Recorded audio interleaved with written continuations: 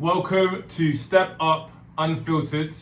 Join me for uncensored conversations with extraordinary individuals in which we tackle life's biggest challenges and bridge division.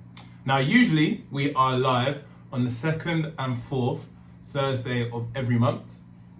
However, today we're here with a bonus episode with my next guest, which will be joining me shortly, which I know is a highly anticipated episode, so not too long to wait now. However, to get all your favourite clips and bits and to watch the podcast in full, please do subscribe on YouTube to step.up.coaching for those of you who prefer visuals, and those who prefer audio. Episodes will also be live the following Monday on Spotify on Step Up Unfiltered. Nice, easy, simple. Now, again, I believe my guest is just turning up now, so it should not be too long. Don't want to go too off topic before she gets it. Here we go. I hear movement. Hey, what's going on? She made it. I did indeed. Come on, get her there. I've got your water prepared. Okay, no worries. Yeah, definitely need some water. You good? Yeah, good. Good to see ya. What's it? Been a few years. I know, I can see too. So come in, make yourself comfortable. Okay. So that's your mic. You don't have to go all the way close up to it. So yeah, no worries. Anyway. So yeah, please do introduce yourself to the audience. So name, age, current occupation, and a fun fact that not everybody may know. Right, okay. So I'm Estelle Rosadia, my last name's Hodges. Anyway, I'm a personal trainer and yeah, absolutely love helping people and all of that, so right in the fitness. Anyway, so my little story is something I think a lot of people need to be sort of like made aware of. Well, this is a fun fact. Oh, this is a fun fact. We're going to get into that. Okay. I'm jumping ahead. For the juice. I'm jumping ahead. Don't wait for the juice. I'm jumping ahead. All right. We need to structure this then. Structure. Right, for fun okay, fact. cool. Fun fact. Cool. Fun fact. I eat 4,000 calories a day. Don't look like it, but I do. She eats more than me. Yeah, I eat about 2,500 calories a day. That's crazy. Yeah, I eat like a massive amount because like I'm very energetic. So how do you break that down roughly? What's a quick split of your meals on a usual day? My usual day, straight away, like breakfast, lunch, like, oh my god. I have two different breakfasts. Okay. So I have a great big massive shake filled with carbs, protein, pumpkin flax seeds, and like a few little chia seeds and stuff like that. Then I have obviously protein shake. Obviously. Yeah. Then I have like second breakfast, like either sort of eggs or like oat based sort of like things like granola and stuff. Yeah. So I have that like around 11 o'clock. The shake I'll have straight away. First thing, yeah, literally just get it down me. Nice. And now I literally just feel like ready for the day then, so. Okay, so that's your breakfast. Yeah, not that's like lunch a breakfast. So then my lunch, I literally have 2 lunches and sometimes 2 dinners. Okay. Like, it sounds ridiculous, but like I do split it up. But generally, guys, like, I don't know if like anyone sort of like struggles like fast metabolism, when literally you're running ragged and you've got so much on and you're just so busy all the time. I'm just constantly wanting to snack. And how much do you weigh? So my heaviest I've been is actually been 70 kilo. Well, how much but it does not like look like I weigh 70 kilo. I'm about 65, I think 65. Now. So you're eating a diet of someone that weighs more than me. I'm 93, 94. Yeah. So you're on a diet of someone that weighs like 100 kg. So I find it quite interesting before we get into the real meat of the show, because I know when I dated girls previously, you know, they're worried to step over like 1,600 calories, and obviously the problem with that is if you're trying to have a high protein diet, people just struggle to get their protein in with that little calories. So how are you, as slim as you are, eating 4,000 calories? So basically that is all on the quality of food you eat. Like, honestly, I'm pretty good cook, to be honest. Like, I know how to literally, I go to town with my seasonings and everything. My food's never boring, but like, it's got such good protein. I don't like overwhelm the protein. There was a time where I was just like, oh God, like I think my protein was a little bit high, so like I brought it down. But I mean, carbs, obviously, I think people know this now, but I mean, like, I had to literally get it through to people. So many of my clients were just literally, oh, I don't want to eat carbs, it's gonna like make me like overweight and stuff. And I'm just like, stop being scared to eat food, because food is literally fuel. Like, if you don't put fuel in a race car, it's not gonna run. Like, simple as that. So it's basically like structuring sort of like your carbs and your proteins. And yeah, you can go into macros and all of that, but it just makes it so complicated for people. Say like they're just starting out in gym, or they're just like sort of like getting to know sort of like, you know, the ins and outs of like, or I'd say sort of like they're even sort of like starting to become like a PT or something, and just, you know, they're just sort of like, it's better to not overcomplicate things. Yeah, I agree. Because it gets like, I don't know about everyone else, but me personally, I get bored very, very quickly. Yeah, I agree. So when I get bored, it's just like, it makes me like demotivated. It's easier to fall off your diet, because if you don't enjoy something, as humans, we know if you don't enjoy it, then you're not going to do it. Yeah. But yeah, going back, basically lunch and dinners, I did have a break off meat for a little bit, but then I was just like, obviously after everything that happened to me, I was just like, right, I actually need to put meat, because like I definitely need it to like put the weight back on. Because guys, I lost like 10 kilo when I was like ill, so we'll get into that. Get into that. Yeah, Get into that. crazy. Okay, let's move on from that, because okay, you eat 4,000 calories, mad, but a nice juicy stat to start the show with. Yeah. So how was family life? I've noticed on social media, you know, you seem very close to your mum. Yeah, see, this is the thing. I was an extremely good upbringing. Okay. Like, I've had quite posh family backgrounds, like probably quite a lot of pressure in some places, but I mean, like my mum, my dad have honestly supported me through thick and thin. If anything I wanted to do, they've never put like, you know, just like the stop button and been like, oh no, Estelle, you can't do that. Yeah. Where like my dad's side of the family was just like, you know, oh, you need to do this and this and this and this before you can do that. I'm just like, well, look at you doing this and this and this, and look where you are now. Like, you're not any further sort of like along. Like, you literally, everybody's different. I mean, if you find different ways that work better for you, you can't just be like go by the book and everything and be like, oh right, I'm just going to follow everyone else and follow sort of like everyone else's views and stuff, and expect to end up like in the same situation. Sure. Because everybody's head works different. Like, you know, you're never really going to sort of like get there, like if you don't have like a passion. As soon as you lose that passion, it's just like, you just might as well forget about it.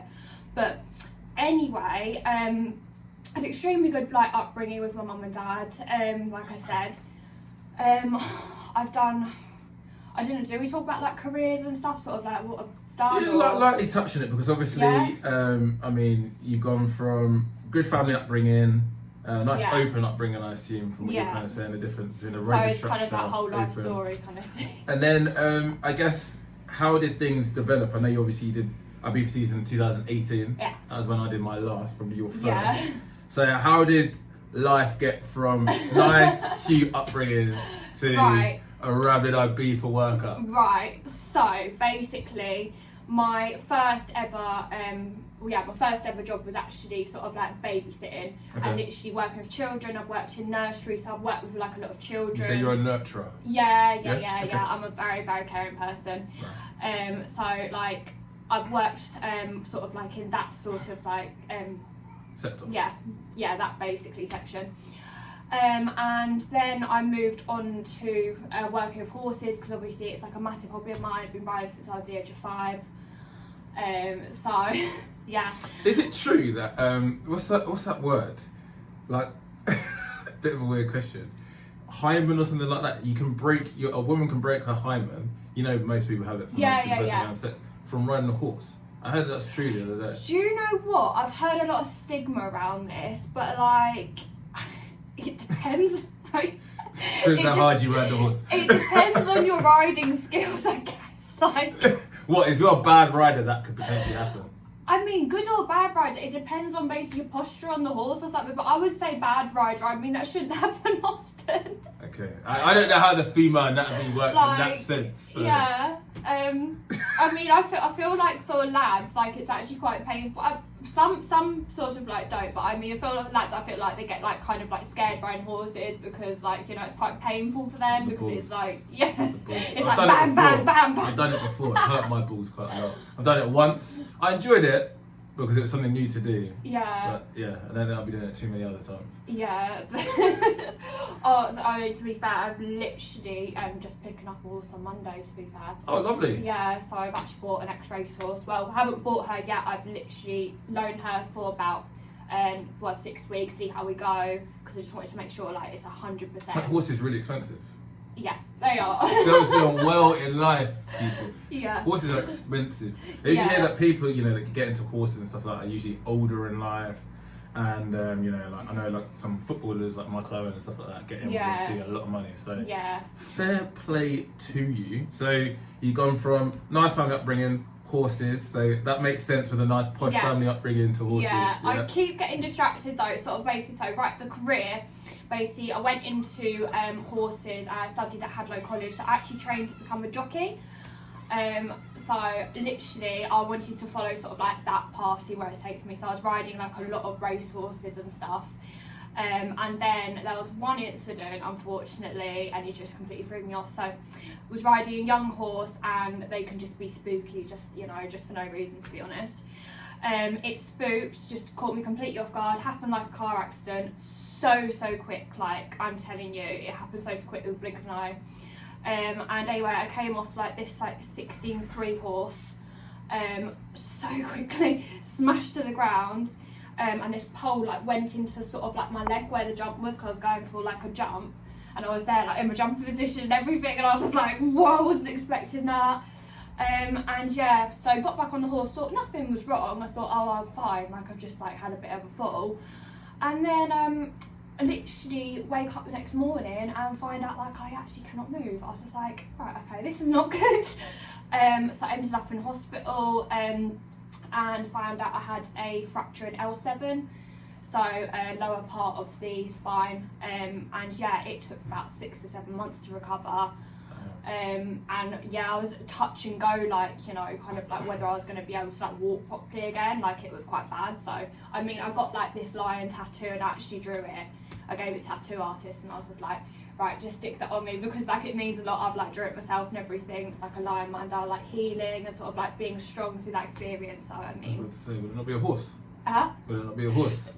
Oh, you had enough of the horses. No, just, you were hating on the horses. No, I wasn't hating, but I just thought like a lion would just like completely symbolise just kind of like that strong sort of like courage, basically. Nice. Yeah, so I just got a nice little tattoo there. So that's relevant to now. Yeah. The lion tattoo is relevant to what you went through. Yeah, that's true. That lion tattoo's literally got a lot of meaning in my life. So you've gone from that, okay, cool. So horse, jockey, bad injury. Yeah. And how does that then translate to you becoming a PT? So yeah, not done here. So basically, I stopped doing horses, and well, I've had my horses at home basically, but I was just like, no, it's like I can't be taking it up as a sport. I was just like, it's too risky. So I finished college and everything, but I didn't continue on like, you know, racing or anything. I mean, it was a great experience and stuff, but yeah.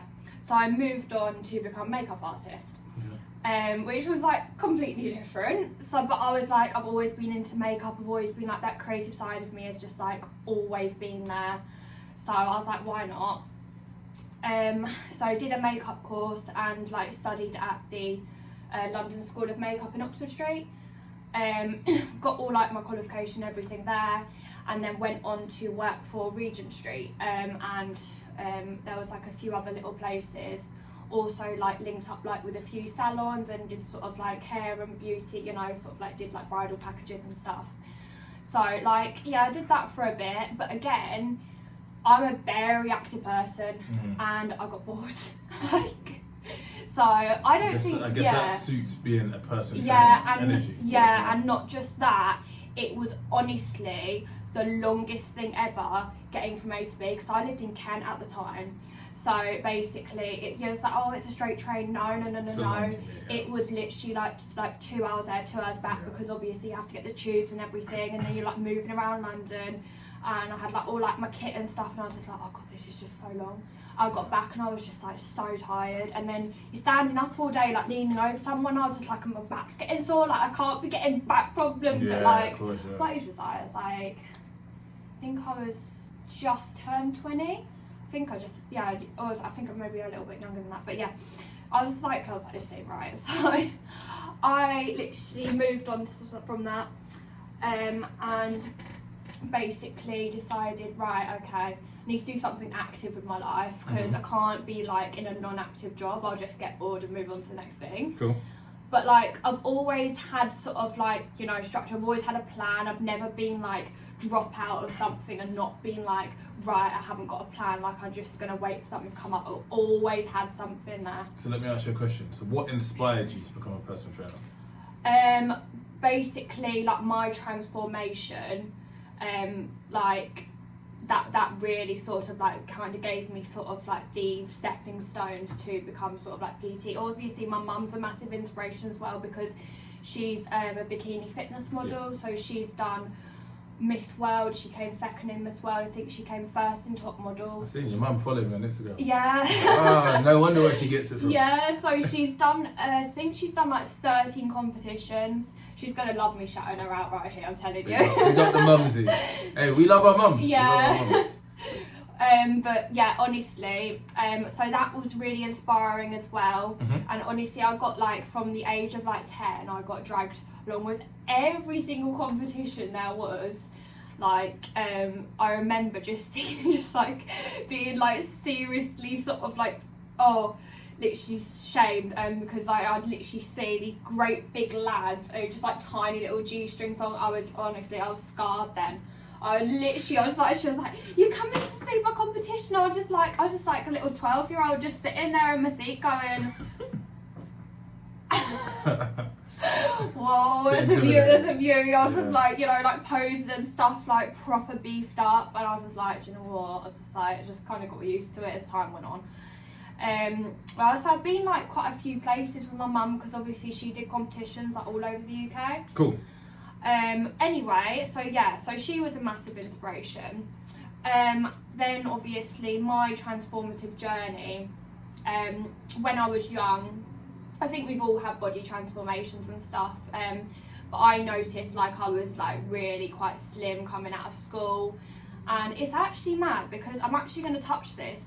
When, you know, sort of like you come out of school and that, you think, oh, I'm just going to have fun and everything, but if you don't actually go to gym, your body literally will sort of like get into a condition where it's just happy where it is, and it won't ever sort of like progress, and it will take you so long to suddenly be like, bang, transformation. Yeah. Transformations take as long as a long time anyway, but I mean, obviously if you're like not knowledgeable, but I do think start young, obviously not so much on weights, but I do think knowledge of like nutrition and everything is so important, because like obviously, you know, just touching subject of mental health as well, like it will help younger people feel suddenly better themselves, and sort of like, because they go through them teen stage, don't you, and you just it's a complete truism, right? Yeah. Because older people are a lot more stuck in their ways. Yeah. And it's like, for me as a coach, right, if I'm trying to teach a guy to be more confident with girls,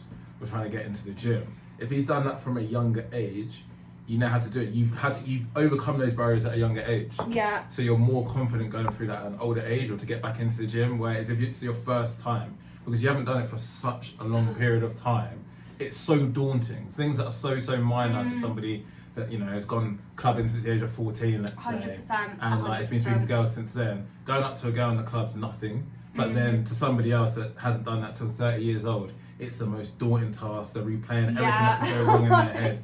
So there's a lot of logic to that. And also, in terms of the gym as well, in terms of your body, there's actually science to prove that if it makes sense as well, your body breaks down food a lot quicker if you're constantly training, to compare to somebody that just, you know, starts for the first time. 100%. Your body's in a constant state of burning calories. Yeah. Whereas somebody that only is, you know, a one-off here and there, here and there. They're not in that constant state, so it takes longer. So yeah, definitely.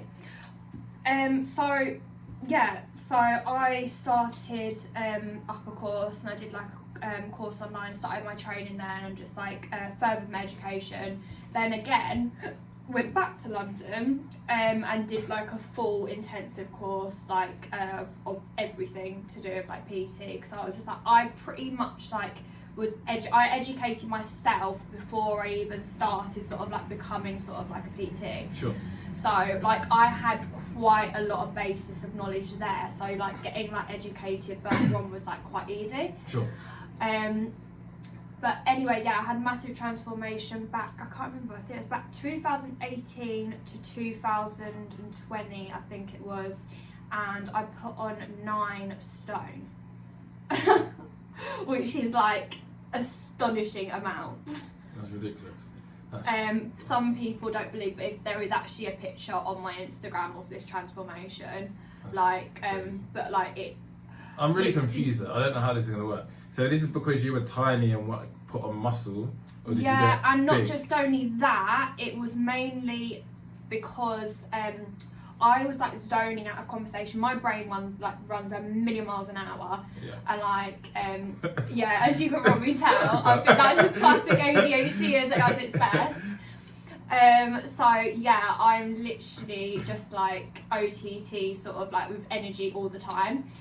But yeah, so basically if I don't sort of like eat enough food, like, you know, you just kind of get lethargic. I don't get it anymore, but I used to bad, especially when I was sort of like on my like womanly stage. Oh my god, it was just nightmare. So you're gonna have to break this down. Yeah. You've got 5 minutes to the ad break. 4 Right. minutes, and I want to get through And we this. haven't even a little got bit about there. Beaver Seasons Right, till we okay. get to Yeah. the september and whatnot. So how what did putting on 9 stones look like for you?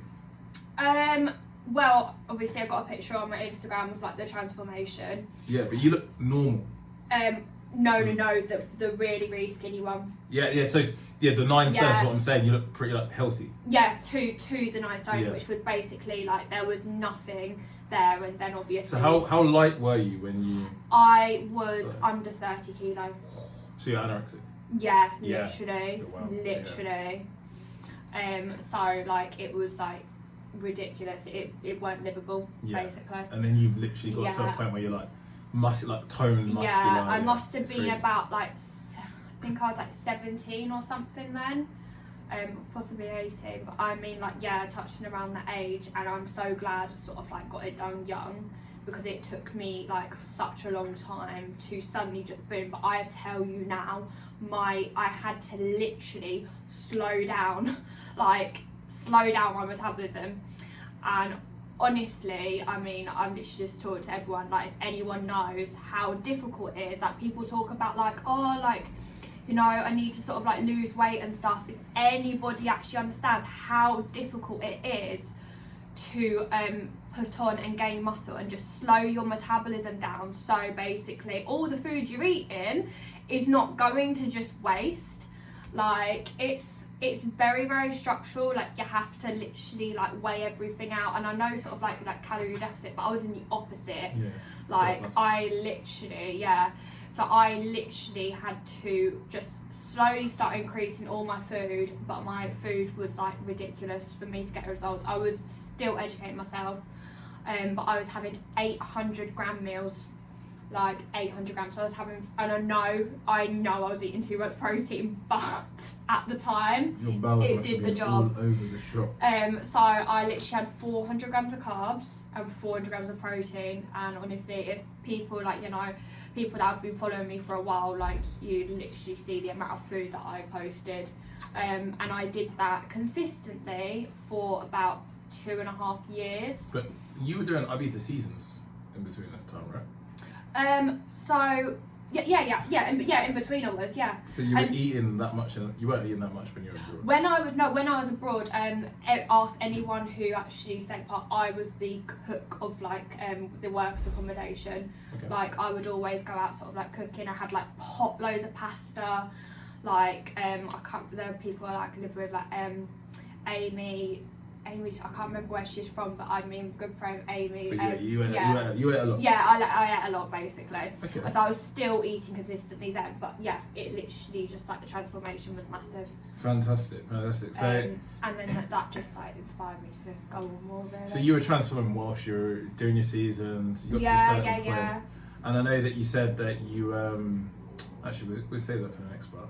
But in well, terms, hang on 1 second. I need to just actually double check the dates on that because it was I was transforming while I was doing the seasons. I went to Ibiza once, and I think it was the second time that I was starting to.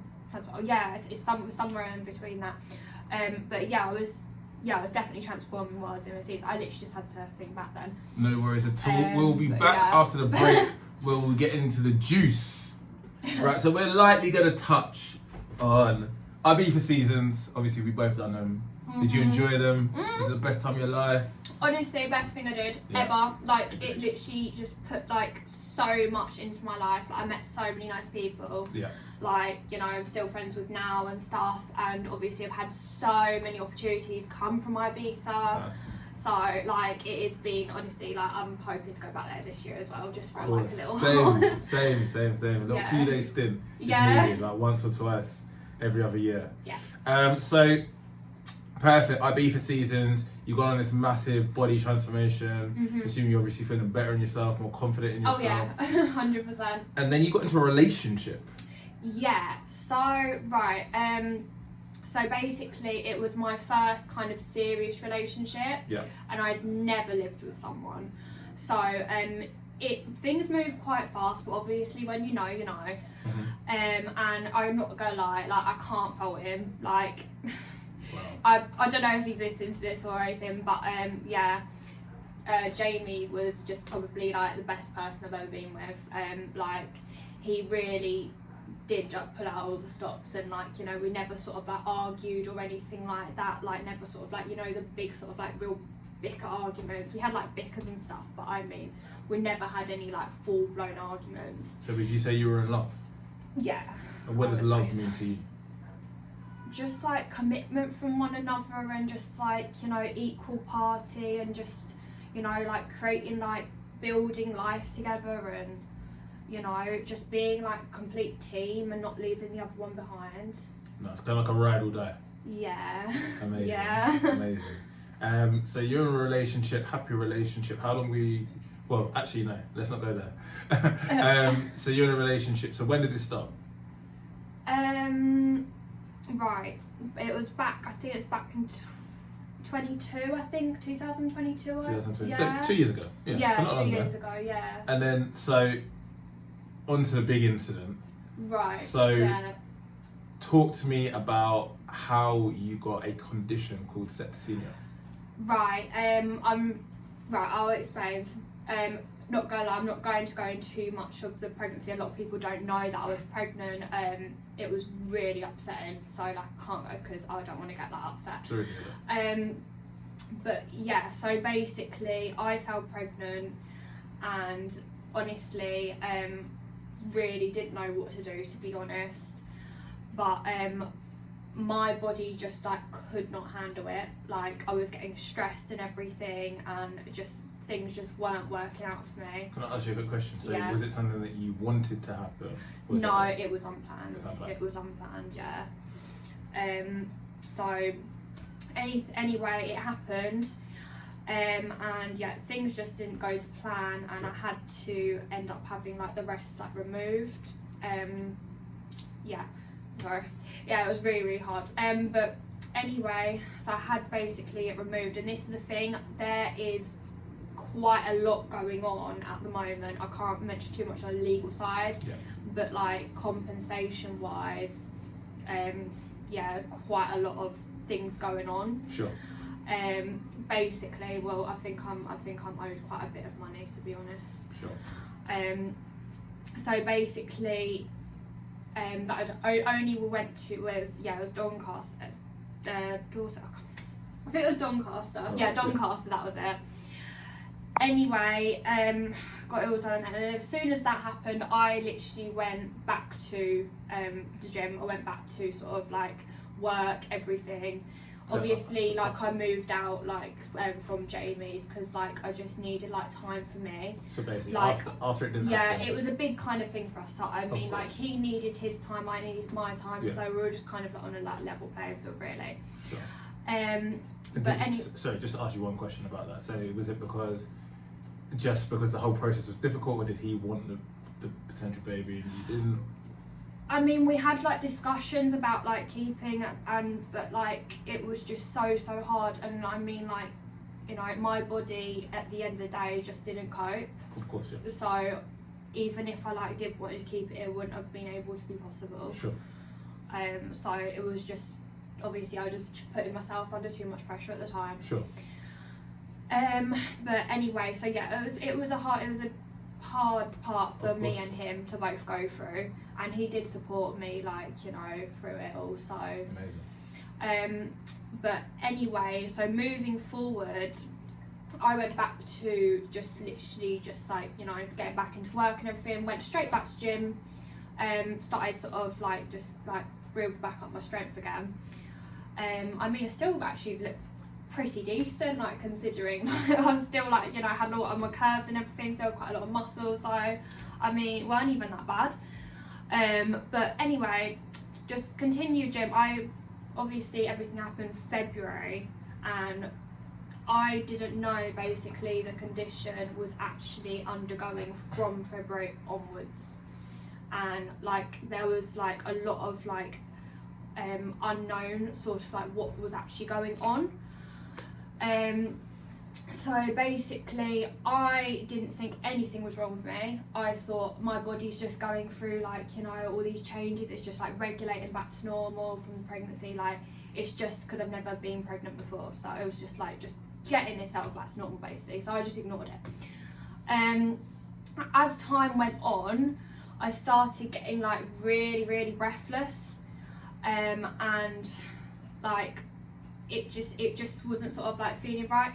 And I will admit, obviously festivals and everything like that, we was doing sort of like, you know, like, excuse me, I shouldn't have radio, but like we was doing sort of like, you know, the occasional like festivals and exactly. So I was thinking, you know, in that I was thinking, oh, maybe it's that, like, but I again didn't pay attention because I was just like in that fun party mode and stuff. Still, like, you know, I'm young. I think as well, nobody likes to admit that they've got a problem. Like, yeah, like I'll fully sort of like admit it. Like I'm not going to sort of like be like, oh no, like I did, because I was like 100%. Like I was, you know, having like quite a few balloons and stuff. So obviously, like it was really unknown what was caused it. When basically it all like really happened, all like completely collapsed, was about October time. So you'd had septicemia from February, but you didn't know. So it was literally like raging up in my body, and I kept on thinking, I was just like, why am I suddenly getting sick for? Why am I suddenly getting hot and cold like shakes? And I was just thinking, I just didn't think anything of it. I was just thinking it's just my body trying to get back to normal. But I was thinking like halfway through the year, I was like, this is not right. Like my body should be normal now. Like I'm usually so healthy, fit, everything. Like, you know, it's just, yeah, I was just thinking something's not right here. Anyway, time went on even more, and yeah, by October I started becoming delusional, and I mean delusional. I wasn't making any sense. Wasn't making any sense about life. Like some of my friends were like, Estelle, what are you going on about? And I'm telling you now, it was the weirdest situation that has ever happened to me in my life. I was not aware of this. Wow. That is how ill I was. I was not aware of what I was doing or what I was saying. But obviously, like, you know, my friends like were saying like it was bad. And you know, even Jamie, like, you know, he was worried and he sort of like tried to sort of like give me help, and I was just kept on like pushing away. I was just like, still together, you know, we were kind of seeing sort of like what was happening. Like it was a bit of a difficult situation because like I was not there, for instance, and he could feel that. I was like my communication was just off. and I was just acting just very, very odd. I mean, like a lot of parties that we started going to, like, you know, it was just sort of like coming up in that, and I was just like, oh God. So what can you give us an example, just so the audience understands what kind of things you would potentially come out with? Right, okay, oh I can't believe I'm going to say it. Right, and just to completely, like I say, it's Step Up Unfiltered, isn't it? So basically, I was literally saying, like, I feel like I've got like superpowers and stuff. Oh wow. Yeah, okay. Literally, I thought like, you know, sort of like spiritual side. Yeah. Because that is the thing. When I met Jamie, I wasn't spiritual. But as soon as I met him, like my spiritual side opened up like you could not believe, like massively. So obviously that was like the other thing. We went for a spiritual awakening together. Best thing that ever happened to us both. But I went a little bit OTT because I've never experienced. It sounds like the negative effects of being spiritual. I never experienced, but this was what was so sort of like, what was going on? Was it like doing nitrous oxide? Was it sort of like making me feel that way? That's the interesting thing, right? So you did the spiritual awakening, and obviously that was good when you were in sound of mind. Yeah. But then the problem with spirituality, when you're not in sound of mind, it's so easy to believe the extremes of that. Exactly, you believe anything, don't you? Yeah. Like, honestly, I felt like, looking back at it now, I was like, oh my God, I was gullible. It's like a conspiracy theorist. Yeah, who goes too far the other way, then everything is a conspiracy. Like, I believe sort of like good energy sort of like attracts, and you know, you bounce off each other. Yeah, basically like that. But I mean, certain stuff that I was saying was just beyond belief. And this is the thing, it took me 3 months to get my memory back. 3 months for me to start like piecing things together. Yeah. And you mentioned actually that was something in the break. You mentioned that you're still struggling with some of your memory now. Yeah, literally. Like there was so many things that happened in such a short space of time.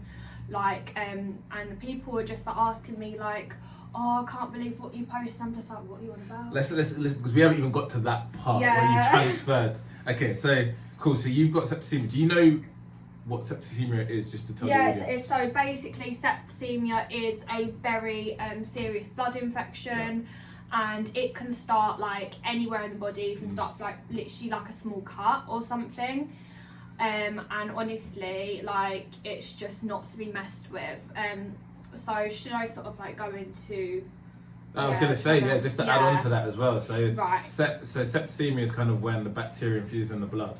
Yeah. But then sepsis is when your body has a really bad reaction to it. Yeah. And it's one of the biggest killers in the world. Yeah. It has a 25 to 50% mortality rate. So this is extremely serious, what you've got. And also it's something that affects women more than men. Yeah, exactly. So, honestly, like, you would just never ever think, because like the symptoms are so sort of like they're so minimal. Yeah. You don't think there's anything wrong with you. I'm not gonna lie, obviously this is what I'm saying, there was such a sort of like hostile hysteria around sort of like the balloons and everything. Like, I'm not gonna lie, when I first sort of like, I did like Ibiza and stuff like that, and yes, I did like a few things, but like I was not the type of girl to be like out partying every weekend, doing all sorts of jobs. I mean, every single weekend. When I met Jamie, obviously we're young and stuff, like, you know, he introduced me to sort of like the fun side, not like, you know, that, but just like fun side, like, you know, festivals. I hadn't been to many festivals because Kent was like quite secluded. So he introduced me to like massive like friendship groups and stuff, and you know, quite a few people I met from Ibiza anywhere, so it was nice to kind of be sort of like up near people that I originally made friends with, because Kent was like very isolated. Obviously I moved to Norfolk, and yeah. So yeah, anyway, we're getting away from the point. So just to bring it back to the conversation, so you know, you had a bit of a wild summer. You obviously didn't know. You wanted to know because, as you said, some of the effects are quite minimal. I think that's a big problem for a lot of people. A lot of people don't go to the doctors enough. And even when you do go to the doctors, the NHS are so short-staffed and private so expensive. So it's a massive issue. So that makes a lot of sense why you didn't go and get it checked out. So now let's skip through to October when you found out you had septicemia. Right. So you mentioned about you know, being delusional, people start to pick up on it. Then what happened when you found out? Right, so this was the alarming bit. I'm not going to sugarcoat it. I went nuts. Yeah. Nuts, bonkers. You didn't go not to swear though, by the way. Yeah. Yeah. So basically, I didn't know what I was doing or aware of what I was doing. Like, this was so scary. Because basically, I don't even know what I did, like, literally until sort of I actually got better and I only like was starting to like, oh my god. So you completely don't know what you're doing. Completely did not know. So because obviously you're still moving in the world or going to work. So it's literally just going off what you. Because I had my muscle memory. Yeah, brain memory. That's crazy. Honestly, because I had my memory erased, right, for 3 months straight. Wow. Like, I had severe amnesia. Like, I was just not aware. But anyway, so yeah, a whole load of stuff was posted on social media, and I, to this day, like, honestly, I do not know what even happened, and quite a lot of people saw it. Yeah, I would definitely want to touch on that. Because, so was this when you were in the ward, let's say, or was this before? No, this was before. So this is when you were at home? Right before. So just to give you a perspective from our side, so obviously I know obviously of Estelle from Ibiza, so Ibiza workers and whatnot were watching your stories and we were so confused. We were like, what? I think you sent me like a random text accidentally, like a love heart. I was like, you okay? And you must have just been sending like random stuff to everybody. Yeah. And yeah, your stories were. Yeah. You were just.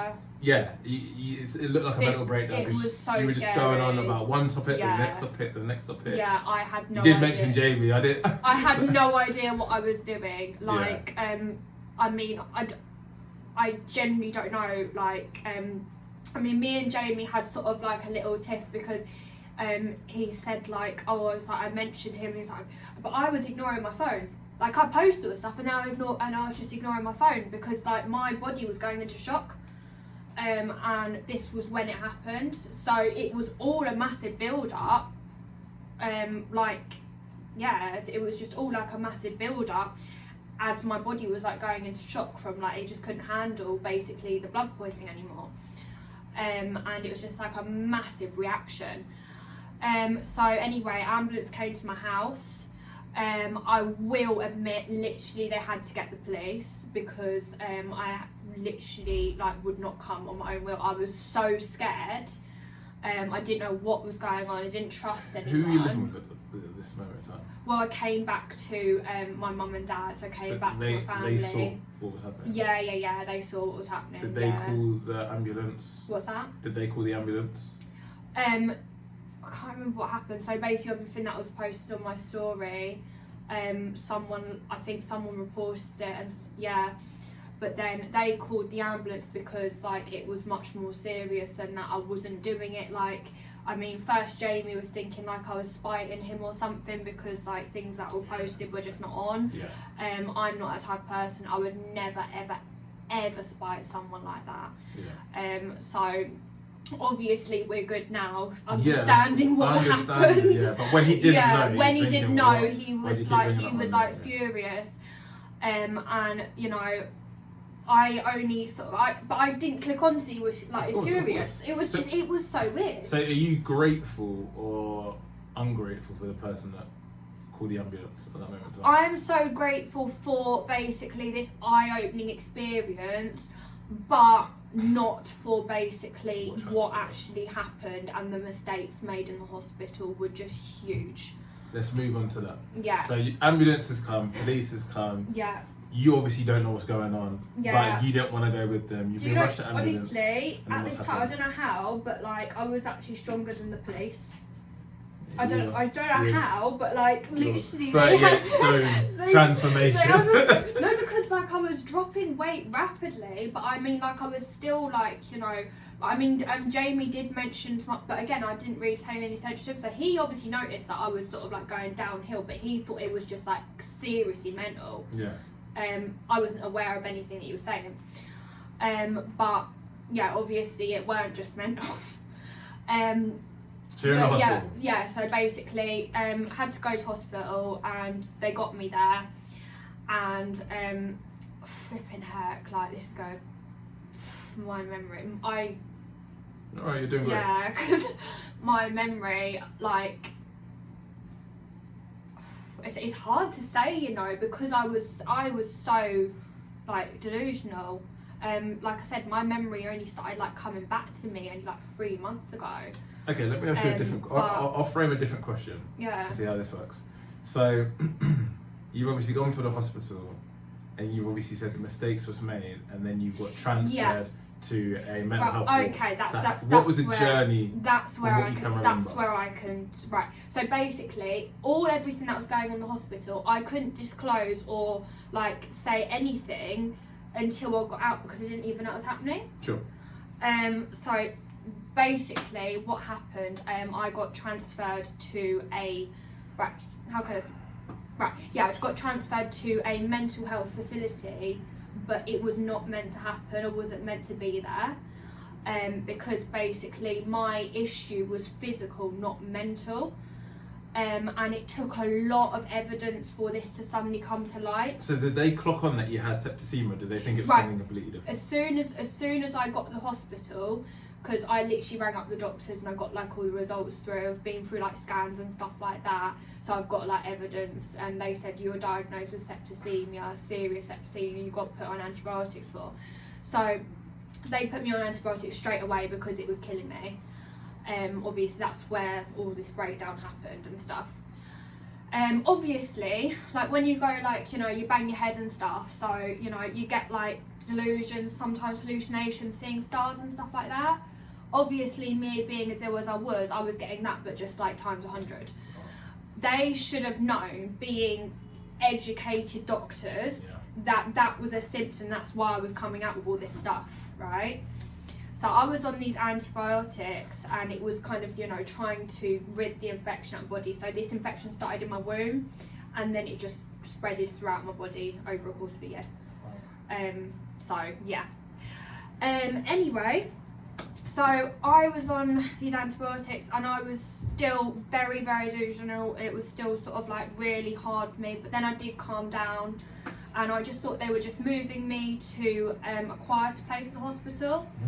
So I literally was just like, okay, what is. Did not realise where the move. I don't know if they got my name mixed up or something, or I do not know how. I know everything I was doing appeared mental, but when they had the first diagnosis of septicemia, like really serious blood infection, antibiotics, they're in black and white with all my symptoms. They transferred me over to a mental institution and then stuck me on antipsychotics. And the thing is, so do they still have you on the antibiotics? Yeah, this is the thing. They didn't know that I was on antibiotics when I got into this institution, which I thought was just a quiet place in the hospital. They didn't know, and I couldn't talk because I didn't know I was still coming around from everything. Right. So my heart rate and everything started going through the roof. Are you at the ward by this point? Yeah, I was at the ward and they started giving me antipsychotics. I was thinking it was just antibiotics, just like medication, just, you know, normal medication. And I was thinking, okay, I was like, hopefully like I'm sort of like coming down. I started coming round like, well, say like a few weeks of being there. So sorry, how long I know this is probably hard to remember, how long were you in the hospital before you got transferred to the mental health? I was in hospital 2 weeks. 2 weeks? Yeah. 2 weeks on antibiotics. Then basically they continued the antibiotics and they said, you know, like we're going to move you into like a quieter place. But I did not think that they would move me to there. Sure, of course. And it was really stupid of them too. 100%. Because fair enough if I literally was like, right, I'm going to kill myself, I don't want to live anymore. Yeah, or a danger to others. But like, it was nothing of the sort at all. Anyway, I had like my own room and everything, and I was just like, this is just so strange. But again, I was still sort of delusional. These nurses kept on coming to me, oh Estelle, you need to like take your medicine. I was just like, okay, didn't think anything of it. But then I started clicking on as I started coming around from the infection. And I was thinking, people are acting a bit weird here. I was just like, was that lady's like screaming. I was like, it's just not really a normal hospital. And then they started saying, oh, like, if you don't take your medication, then we're going to literally have to like give you a jab. And I was just like, what? And I was just like, I'm on antibiotics. This doesn't make any sense. Like, honestly, I was just like, I should have like antibiotics against my will. It's a hospital. It's like, do you know what I mean? I'm not like detained or anything. And they was like, well, actually you are. It's like, you're on section. And I was like, are you actually joking me? But the thing is, these drugs that I thought was antibiotics was slowly leading up to a heart attack in somebody. So it was literally, I just got getting better from the sepsis, and it was literally causing my body to go into shock, have panic attacks. I started getting severe amnesia, like I started getting heart palpitations, blood clots sort of like round near my heart and stuff. And honestly, like, they had not a clue what they were doing. I kept on saying, I was like, it's medication. I was like, it's not good. So I was like, oh, you need to stay on the medication. So have you taken the antipsychotics willfully? I started not to, when like I started like noticing changes in my body. So when did that I'd never experienced before. So how long do you reckon how long was the time frame from when you realised you were actually in the mental health institution? Because obviously you were complying at the start because you thought they were giving you antibiotics. Yeah. When was the turning point when you were like, right, this isn't right? I think about 2 weeks. So another 2 weeks. Yeah. Okay, cool. So I'm not. So yeah, it's about 2 weeks in, I just started like saying like no, but this is the thing, they were still treating me like I had mental problems, and I was talking like normal, and I was just like, are you not clicking? And I literally said to them, I was like, I generally do not know what, because I didn't know I had septicemia at this point. Sure. I just thought like I genuinely had no idea what was wrong with me. They was diagnosed at the hospital, but I only found out I was diagnosed at the hospital with sepsis when I got out, which had to go back to get my doctor. You're obviously talking to us about septicemia, the start of your journey in the mental health institution. Mm-hmm. Can you describe your experience, your whole entire experience of the mental health institution, the nurses or the specialists, whatever they call themselves? Right, I'll just say straight up, I thought like the nurses were very caring and stuff, okay. But honestly, they just were caring to kind of keep you calm, really. Okay. Like, I mean, maybe a few were genuine, but I mean, like, when basically all of a sudden you wanted sort of like will of your own, no, absolutely not. So because that actually brings you into my second question. How do you feel that they respected your human rights? They didn't. Like, for real. My human rights, they didn't. I couldn't, like, they wouldn't let me leave the building and stuff. And they was just like trying to sort of like explain to me like, oh, I'm ill and stuff. And this is the thing, like, you know, I'm not sort of one sort of like beat around the bush. Like, when someone sort of like explains to me and I like can sit, like, I'm just like, oh, okay. So I was starting to think like, oh, right, maybe like, you know, I'm in here for really questioning. But it was, like I said, it was only when I got out and I realised like, no, there's something very wrong. Just to play devil's advocate, because I understand your situation and I did go mad in there. Yeah, I got so angry. And you obviously were misdiagnosed, so it's different. Yeah. But do you think they act like that just because of the majority of people that they may talk to, they can't let up because they think they're a danger to themselves and society? Yes and no, because okay. I'm going to touch this on if any of you have seen recently. This happened, I mean, I've actually gone to like the sun basically, because like I'm not one to sort of like hold back on sort of like how I feel, and I've never outed anyone or anything like that, but I mean messing like with my life and other people's lives in that, I feel like I owe it to everyone and 100%. myself to be like, right, you need to wake up, like make yourself aware there's what's no actually awareness. going on. And this is where I need to sort of like get to, because this is like, it's so sinister in there. I would say like it's very much like a glorified prison. And basically when you're in there, you're basically made to try and sort of feel comfortable and at home and everything, but really it's like what's the word I'm thinking of? It's like a carrot in front of your face, like literally like a dangling carrot. And once you basically you're in there for a bit of time, you start clicking on what they're doing, because when you actually sort of like go to what your actual needs are and everything, they don't pay much attention. They don't pay much attention at all. But anyway, what I was saying is basically there's a YouTube thing which I told you to watch, didn't I? So this has just come out, this has just come out, and it's called That's what I was going to try. what was it? No, sorry. It's called Undercover Hospital Risks Assessment or something like that. It's on YouTube. They took it off BBC.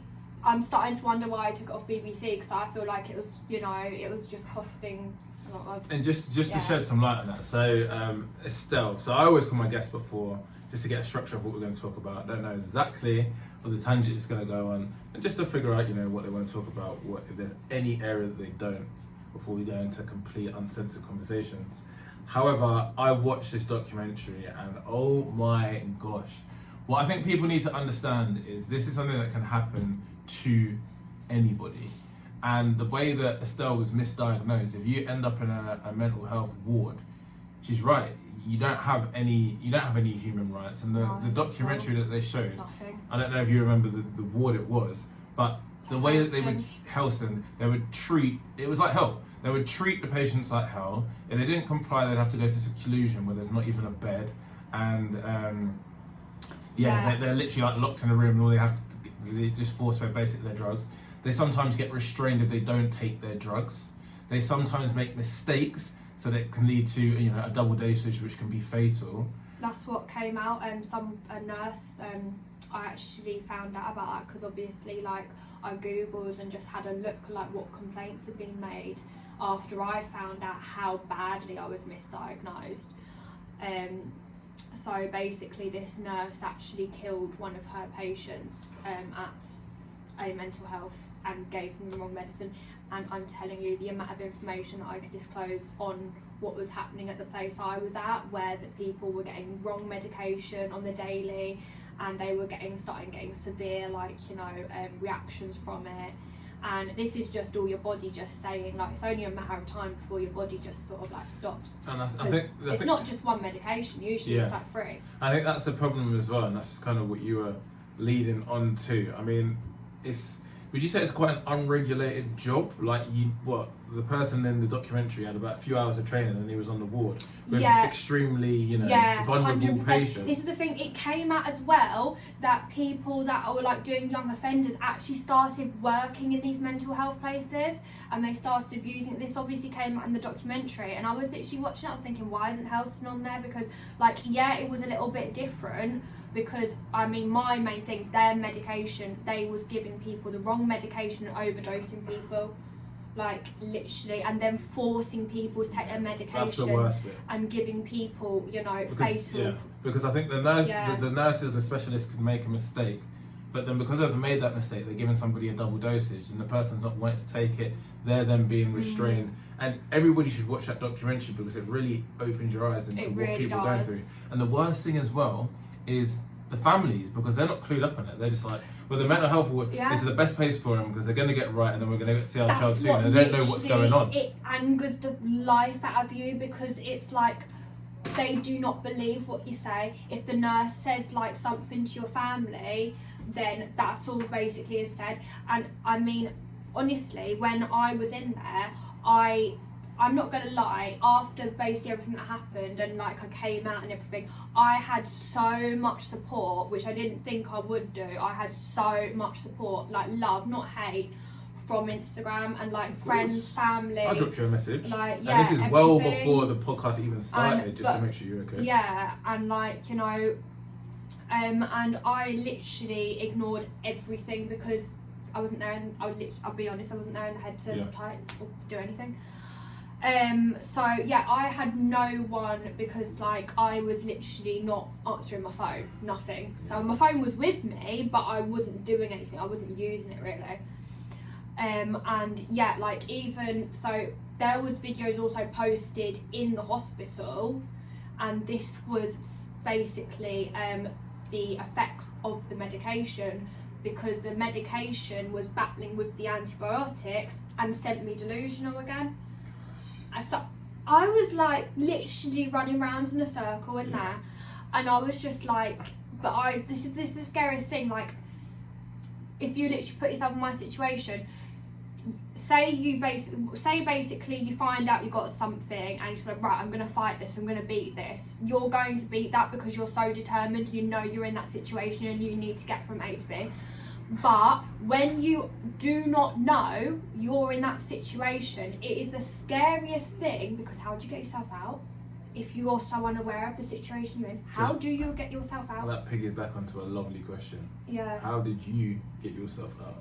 I started getting very smart with, like, you know, just because like I just started, mainly I started coming round from like the infection, and I stopped taking the medication.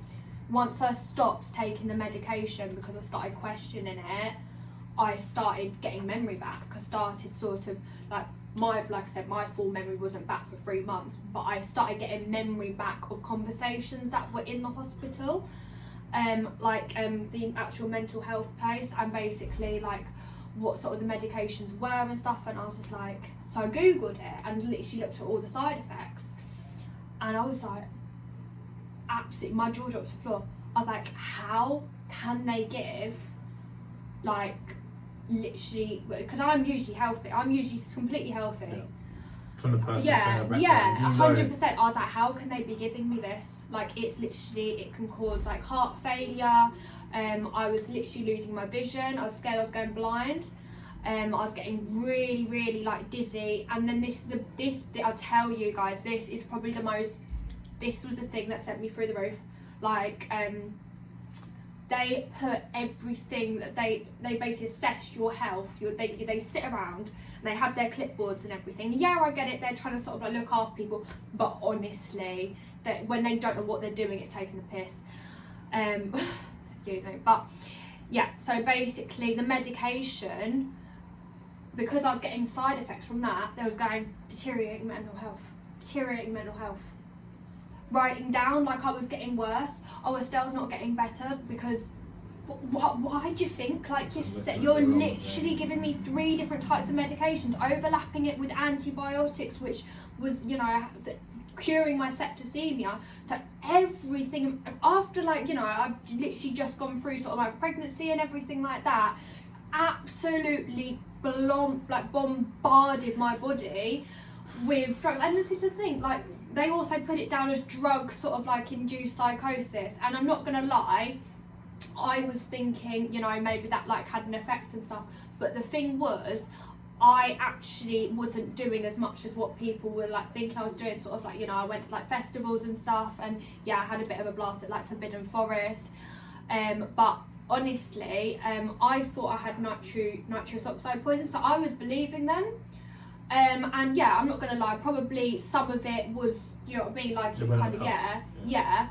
But when basically the whole sepsis kind of like thing, you get worse symptoms from like really delusional, because you're because obviously like when you're about to die, don't you, like you have DMT release. That's what I was about to say. So you said to me, and this is something that's really serious, you felt like you were going to die.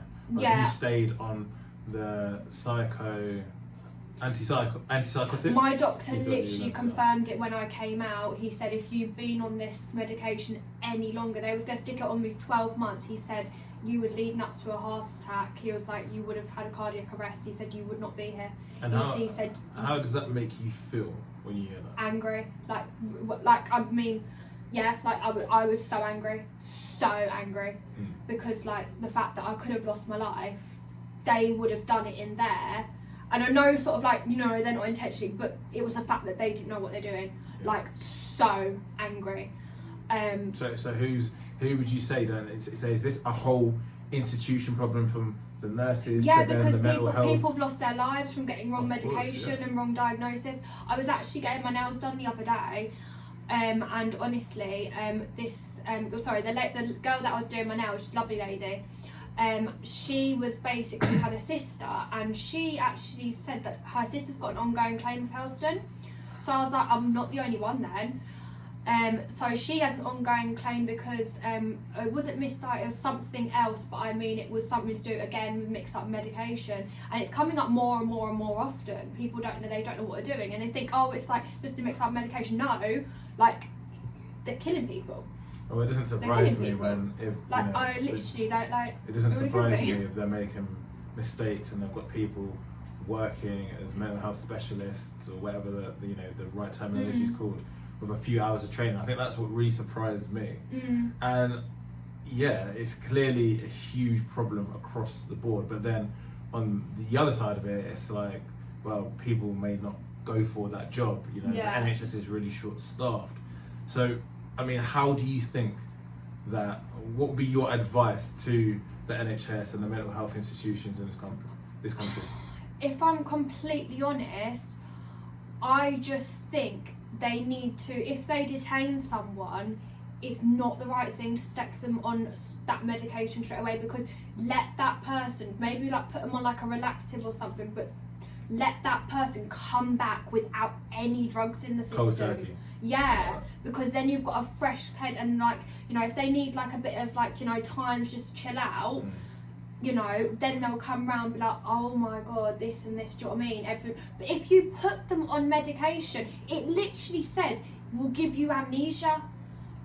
How are they going to know what is happening to them and how to get back from it and how to get better? They're only going to believe what they're being told by the person sat in front of them, where actually not knowing what's going on in their body. I think that's a really good point. I think in the West, UK, US, I think we're way too quick, not way too good, to administer everything to drugs.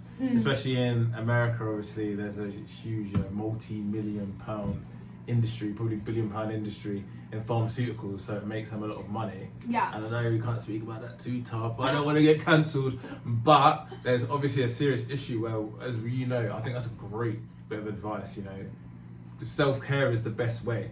What did they do in the olden days? Before people 100%. Had a lot of these mental health conditions and stuff like that, people used to go cold turkey because there wasn't the knowledge. Now we've got more women, for example, on antidepressants now more than ever, because we're way too quick to give everybody drugs. Exactly that, and this is the thing,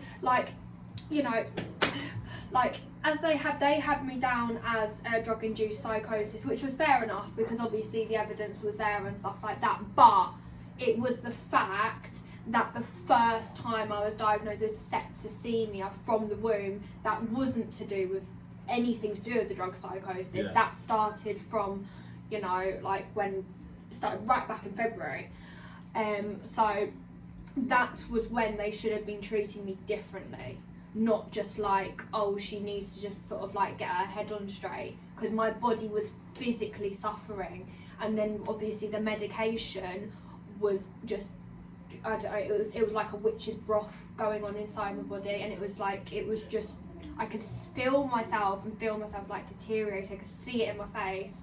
Like if I showed pictures of my weight, I lost 10 kilo, and that was mainly from that medication, because it starts going through all your muscles. It starts like creating like joint problems and stuff. I was getting, I was getting like restless. It starts sort of like destroying like your muscle tissues and stuff.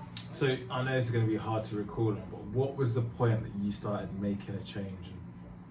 What was your journey to? I started refusing to take medication, and they started finally taking me seriously, because they realised like I was very clipped onto what I was doing, and they noticed that change. So how was that different to what I saw in a documentary you sent me, where if you didn't take your drugs, you were getting forced? How were you able to I would put it under my tongue and then be like, right, get rid of, do you know what I mean? Yeah. Do you know what I mean? I would like be very like that. But like, yeah. But then also like I was like, I'm not having them like dictating, because they would try and make you feel like a certain way. And honestly, there was this one nurse, and honestly, I despised her.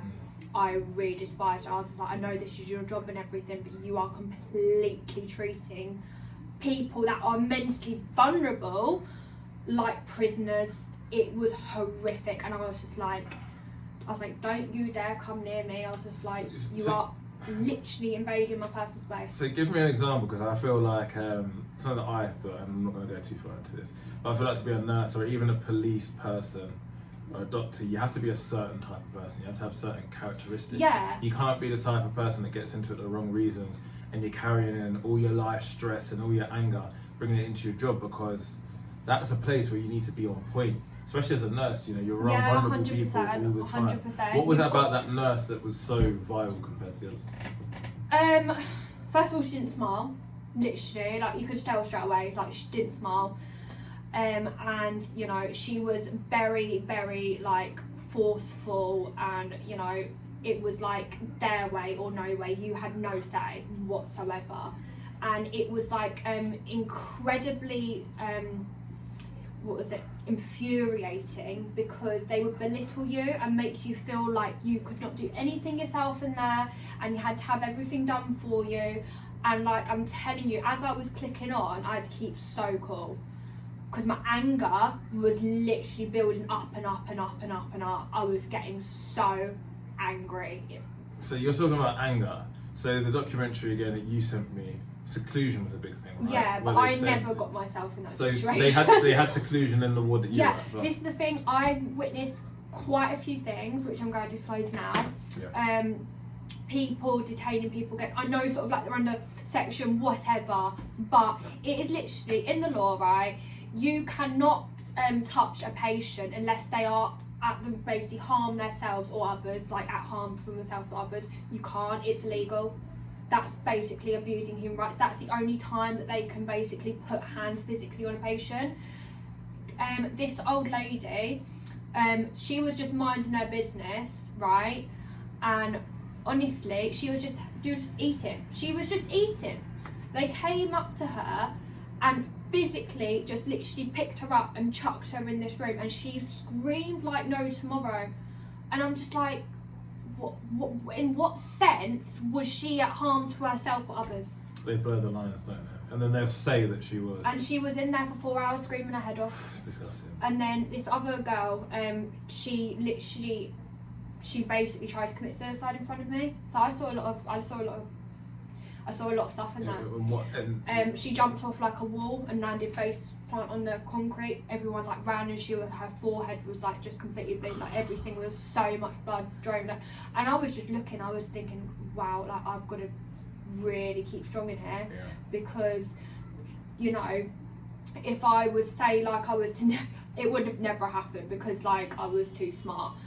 But I'm just saying, say I thought them antipsychotics were good, people literally think, oh, I need to stay on the medication. They get a new addiction, and because they think, oh, they come off it, and then the doctors go, oh, you're going to relapse. You're going to relapse. Well, why do you think you're going to relapse? Because your body is used to a synthetic drug. Yeah, of course. And I do not understand, like, if you're bringing people in here to basically get off any sort of drugs, yeah, you're sort of like medication, but like you are literally training their body to basically be addicted to another substance or drug, of course, which is 10 times worse for you, because they expect you to be on these drugs for 12 months. Like, you know, like they expected me to be on this medication, 3 different types of medication, for about a year, like 12 months, like honestly. And I was like, are you mad? So talk to me about your your journey to full recovery and being somehow leaving this ward.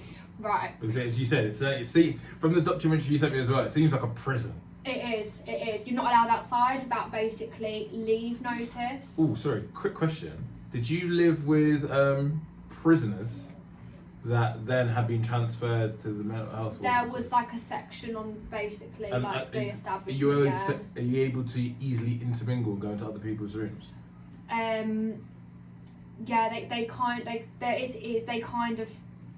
I say sometimes they're strict, sometimes they're not, because honestly it's like a rotation of staff, so different staff every Depends single on day. Yeah. And like some of these staff are really, really young, and I just think like they're too young to be around vulnerable people. How did you feel being in there with the prisoners? That was the thing. I thought I was going to get stabbed at one point. I thought I was going to get stabbed. I really thought I was going to get stabbed. I started getting really, really scared. Talk to me about it.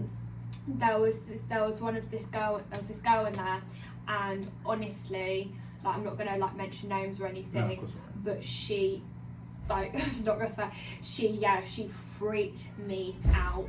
It felt like kind of like an obsession, and she was trying to get closer and closer and closer to me, and she was carrying around like all these like weird sort of like things and stuff, and like, I don't know, there was just like so much going on, and I was just like getting really, really freaked out, and I was thinking, oh god, what if she's like schizophrenia or something like that, and I haven't got any of that. And I thought she was just suddenly, because you don't know what people are thinking in there. I think that's the scariest thing. When I'm in a situation with people that have got bipolar, schizophrenia, all these different types of personality disorders. I have ADHD, but that's not like a mega one. Do you know what I mean? So I was just like, oh my god, what are these people thinking? I thought like, you know, she's gonna like pull a knife out and stab me, because I heard like people do get stabbed, like just randomly, because it just happens. So I was so scared. Because I know you said to me that some of the stuff that goes on in there, you know, sexual abuse, physical abuse. Yeah. Oh, that's all disclosed in that documentary. Yeah, because obviously, like the staff, like abusing the patients, treating them like dogs. This will be slapping them and that. Yeah, this will be the odd few. This will be the Rotten Tomatoes as opposed to the majority. Yeah. Right? But yeah, this is the kind of stuff that happens. And again, as Estelle was saying, you can't get out, you can't leave. Your family think that you're good in there. So then what can you do? You can explain to your family what's going on, but you might be in Estelle's position where at first, you know, your head was in the right place to be able to explain, and the drugs are only making you worse that they're administering. So how can you get like a straight story out? Like. So we've got 90 seconds. Yeah. Briefly introduce us to your exit to leaving the mental health ward, and we'll pick up on the break. Okay. Stopped taking the medication. Yeah. Started like getting friends with people that were in there, and started talking about like how long had they been in there, and basically they disclosed like loads of information, like, you know, it's not on, like they've been like in there for, some of them been in there for years, and it was really scaring me at this point. I was like, right, I've got to get home. And honestly, obviously I'm saving up for a place at the moment, so I mean, I plan to move out. I mean, there was a big sort of like thing with the Norfolk house as well, because like I did actually plan to move to Norfolk like myself, and then obviously I met Jamie, and then it was just so, yeah, like my parents moved in, yeah. But anyway, so yeah, basically from that I just started like forming sort of like alliances, and they were starting to help me kind of like in the ways of like get out, and they said, oh, you need a solicitor and that and stuff. I was like, I can't. I was like, this is actually ridiculous. Okay, we'll come onto this, and the like exit out of the mental health ward after the break. Yeah. It goes so quickly, doesn't it? It literally does.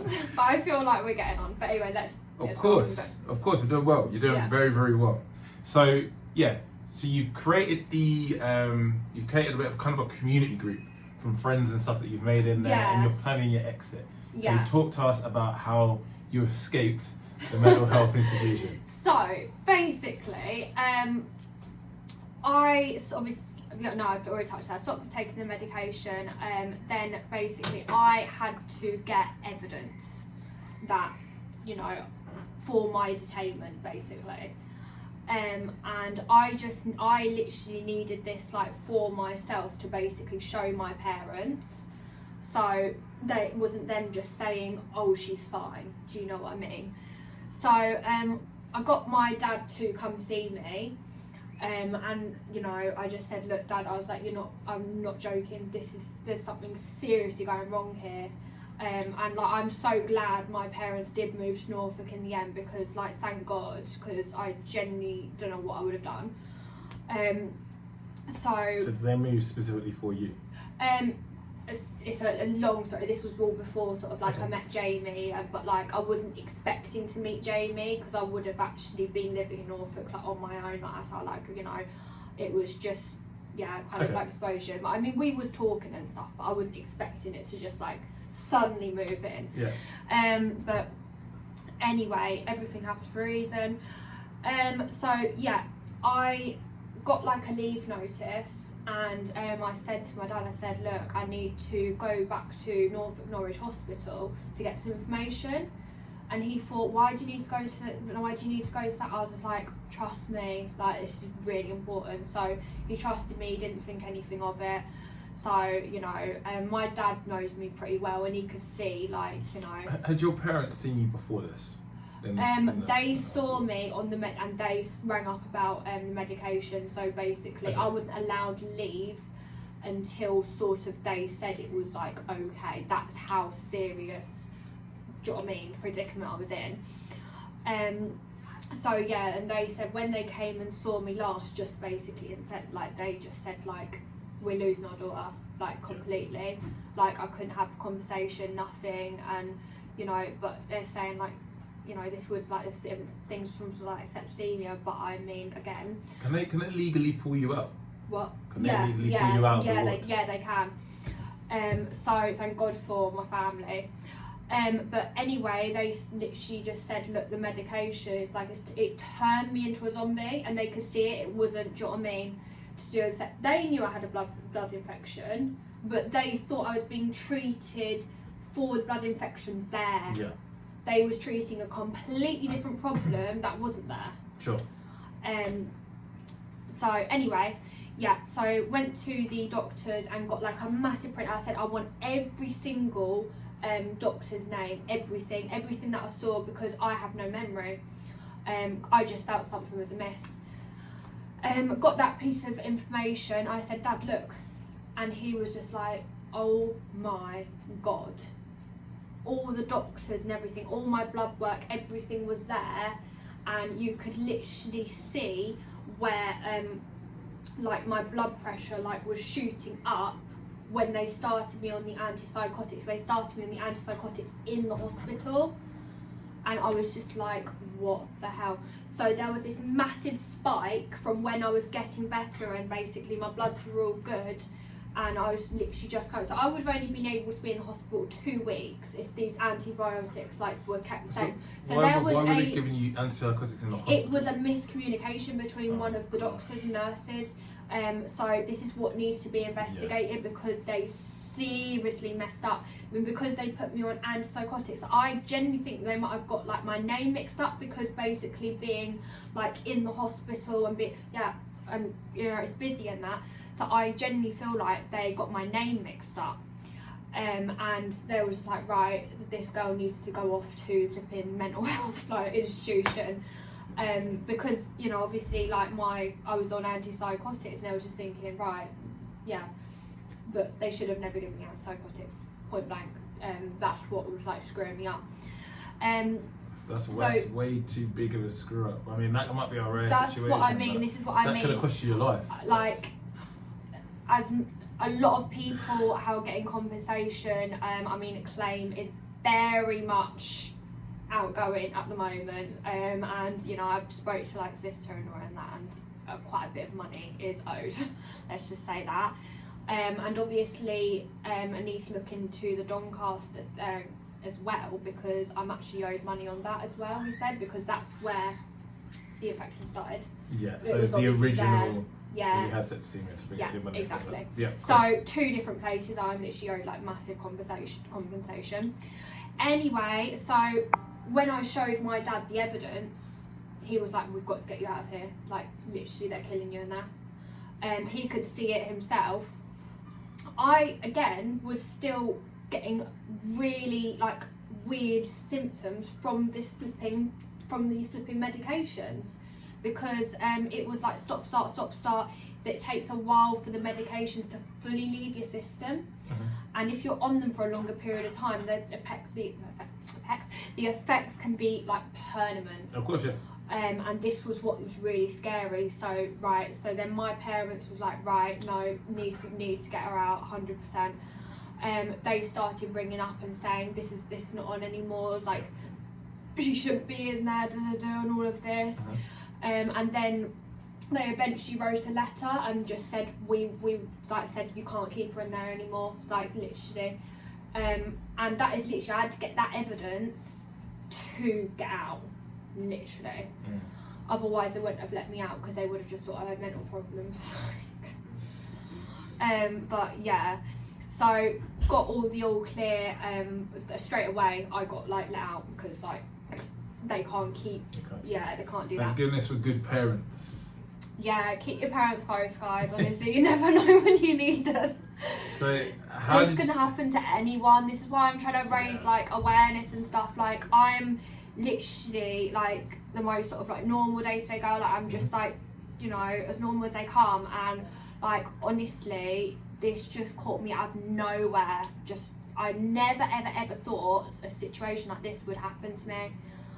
So I'm literally just raising awareness for anyone that's got like mental, well, even if it is mental health, or if you're tackling something like, you know, like an injury or something, and you're suffering like, you know, delusions and stuff like that, you're not alone. Like honestly, raise awareness for yourself and make sure the doctors know what they are actually doing and prescribing you, because it is no joking matter. I mean, you can be locked away like for so much of your life from there. How can the closest people to you, how could they do more to make sure they're aware of it as well? First of all, instincts really, I would say. You need to like, come on, like you should know your sort of daughter and everything, like, you know, this isn't me, and you know, yeah, so basically like their instincts kind of like were just there for a start, but the thing was they thought I was being treated for blood infection. No, of course, yeah, of course. I'm just saying. So they didn't, and then is there anything more that, I'm not saying your parents could have done because they weren't to know, but I'm saying for the audience listening, if they have a parent, a boyfriend, a girlfriend, a wife, a husband, a daughter, whatever it is going through that, can they be more on point? I know my mum's super OCD, so she wants to know everything. So I would honestly say, if anyone is literally in these places at the moment, and they're trying to get better and they're trying to get well, and you think something's amiss, investigate it, get proof, honestly, because the longer you question it and stuff, the more effects those drugs are taking on you. And I'm telling you, it messes with your memory big time. Like there was people in there, they forgot who their family was. Like that's how scary it is. They're giving you these drugs, and you forget your life, and then you think, oh, this is just home now. This is what some people like have come accustomed to. Like they've been in there for like about 4 years. I'm like, how have you been in here 4 years? Like you're not in prison. Like, oh, it won't let me out because of my medication. Like, so walk me through the steps of, I mean, first of all, how did you feel when you got home? I felt good, but I felt so rough. Yeah, of course. I felt so rough because this medication had such a massive impact on my body. And that was the other thing. I started guessing I thought I came out with like a brain tumour or something. It was so scary. So I immediately booked in like doctor's appointments and scans and everything. So I was getting pulsating like in like the top of my head, like really, really bad. And I noticed this didn't happen when I didn't take the medication. As soon as I took this medication, it would be like throbbing, it'd be like a heartbeat like in my head, and it was so off-putting. Like I couldn't have like conversations with people. As soon as I didn't take medication, it wouldn't be there. But because basically they said, okay, you can leave, but you need to have like, I still had people coming to my house and being like, are you okay mentally? And I was literally like, once I came around like from medication, I was like, what are you doing here? You don't, yeah. Like, what? I had enough of you guys now. I'm like, what are you doing here? I was just like, I'm back to work. I'm just like, I'm fine. Like, I'm, you know, like I'm making good money. Like, I don't understand. And they was like, oh, don't you need support? I was like, no.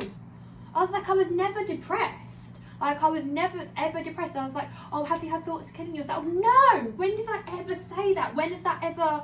Do you know what I mean? And I was just getting all these like things, and I was just like, oh my god, this is so long. I was just like, look guys, I said no, you're not coming. I was like, you're not welcome. I was like, no, putting my foot down. Let me ask you a question. Did you ever think you'd make a full recovery to where you are today? No, I thought like I was damaged. I would be honest. I thought like I had like severe like brain damage or something like that. But like I'm such a fighter. When I basically came out and like had all this medication in my system that made me like walk around like a flipping zombie, like you get really restless. It makes you feel like seriously restless, and like I said, like again, like they complain, like, you know, some patients, like I kept my cool in that. There was only one time like towards the end where I screamed the place down. I just said, like, don't want to swear on it, but I was like, get F out of here, like top of my voice. I was just like, stop treating me like a dog. Like honestly, I just got so angry. I was like, and do you know what I mean? They kind of like backed off because they realised that they was actually keeping someone who wasn't mentally ill against their will, and they started like treating me a different way. But anyway, but yeah, even so, they was just like, you know, continuing saying, oh, you need to be taking your medication. I said, no, I'm not taking medication, because the medication like that you've been giving me and so-called saying making me better, I've got literally results and tests and everything from my doctor like itself saying that if I stay on that medication it will kill me. He said there's no doubt about it, because it was literally showing all my bloods, it was showing like everything, like I had like a chest scan and everything. And I was getting like severe breathing problems because it was like closing me down from the inside out. Yeah, so it was like really, really serious. And this is the thing, I would have died in there and people would have thought it would have been down to drugs, and nothing would have been uncovered. Or people would have just been silly. People would have seen your stories. And that's why it's really important as well. When you see somebody going through a mental breakdown, it's not to laugh, it's not to share with all your friends and pals and be like, what's going on? It's to generally reach out and ask if that person's okay. Yeah, which I and try, did. you know, someone that was maybe closer as well, try and get in contact with the friends, the family, ex-partner, current partner, to see what you can do to help. Because, yeah, when you hear the background of everything that you went through, it just gets crazier and crazier and crazier. It does. And as you said, it can happen to absolutely anybody. So anyone who feels like they are, I'm just going to like say this to everyone, anyone who's gone through that or had a situation where they think that compensation, they probably are. You just need to investigate, get the evidence, make sure you go to like the doctors that you've seen, make sure you go to the first person where you went, like, you know, the first person you saw when you went to hospital. Like, always get your evidence like prior, because honestly that will completely like save you, like obviously get you out of that situation, and also will give you compensation for everything you went through. Because I actually had 9 weeks taken away of my life, and then 3 months amnesia and recovering, all because they messed up from antibiotics to antipsychotics. So walk me through the steps, because I've got a couple of questions I want to get through to now, but I want to ask you this as well. Walk me through the steps of getting from where you're at home, you feel like you've got brain tumour, you've gone to the doctor now, you've got your scans to be like, this wasn't me, this is what's been done to me, to now getting on the hot seat, step up Unfiltered today. Okay, you're saying obviously you're still suffering some of the memory effects, but you're back at work, you're back making money, you're now buying horses. So walk me through that journey. So recovery, once I got myself literally back in the gym, I literally got myself back on food. Obviously I had lost so much weight, 10 kilos to be precise, and that was obviously down to the medication like deteriorating my body. Because if it was Zopicone and Zopicone, I can't remember all of them guys, but I mean like there was one called Zopicone and there was something else, but there was 3 medications. Fusions. Yeah, but I'm just trying to like give, so basically if you are on these, you need to research the side effects, because honestly I don't think they should be given to anyone because they are dangerous. Anyway, so my recovery, once I literally, I thought like, oh my god, I'm never going to be able to get my body back, everything like this. Like I just felt like so ill each time I went to the gym. and I was just like, I But can't. you were I was still like, going to the gym. yeah, and I was just like, I can't even work because like I literally like, you know, I wasn't sort of displaying myself like in the right way. So I literally had to just like push through like hard, get all back on my food, and slowly as time come, like I literally started like, you know, seeing success, and then suddenly bang, I literally just like found the motivation again and started putting on really good weight again, really nice muscle, like really happy with my shape and how it's coming on again. So like, yeah, I just did like What's the massive transformation. She's back. It's She's not back. that big, She's but back. I mean, Nah, she's there. She's there. She's there. She's there. She's yeah, there. She's there. but completely Yeah, like I can see it. I can see it. yeah, like my back's like really strong again and stuff, but I mean like this was just like, yeah, it was just ridiculous. Anyway, so yeah, that was the other thing, my 2 dogs passed away whilst I was in there, which was so upsetting. So yeah, I get it. I fell in love with my ex's dog. Like, yeah. I get the love of a dog now. I bought 2 German Shepherds Oh. puppies, literally just before Christmas.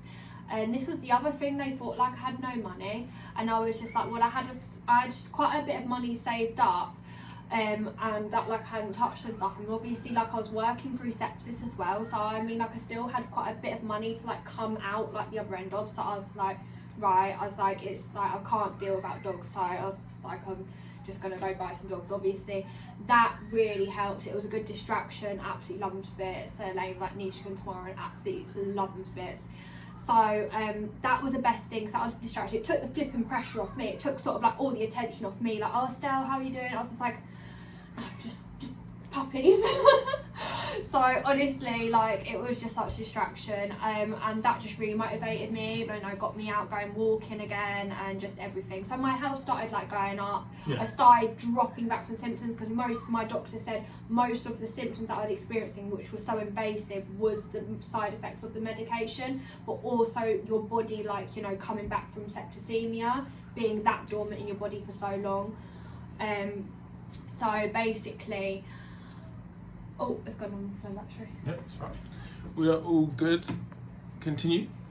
Yeah, so then obviously I got back in full-time work. I started also doing like a few things with collaborations as well, like some small little things.